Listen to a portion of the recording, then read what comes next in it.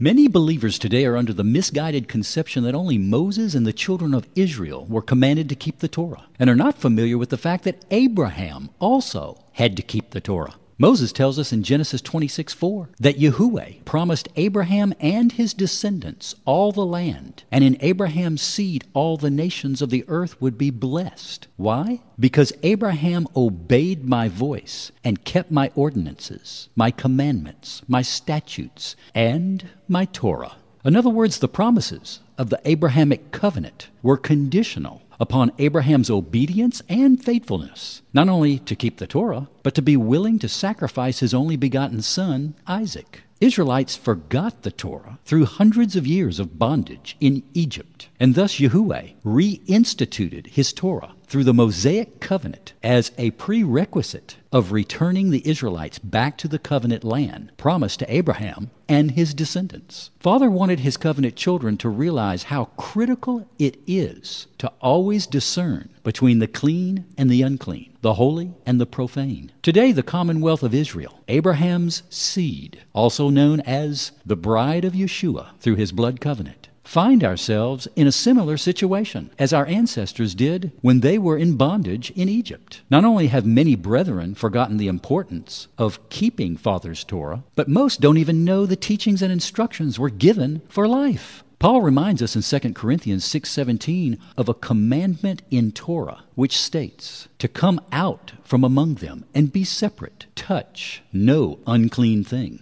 and I will receive you. I will be a father to you, and you will be my sons and daughters, says the Almighty. Paul continues, since we have these promises, dear friends, let us purify ourselves from everything that contaminates body and spirit, perfecting holiness out of fear to Elohim. Folks, the Torah teaches us what is clean and unclean, and what contaminates us, and how to perfect holiness. In Matthew 28, verse 20, Yeshua charges all his disciples to teach and observe all his commandments. On this subject, one messianic prophecy Yeshua fulfilled is Jeremiah 31, which is repeated in Hebrews chapter 8, which states that the new covenant is meant to place the Torah in our minds and on our hearts to obey. I'm Bill Sanford, trying to put the Torah in proper perspective in our day.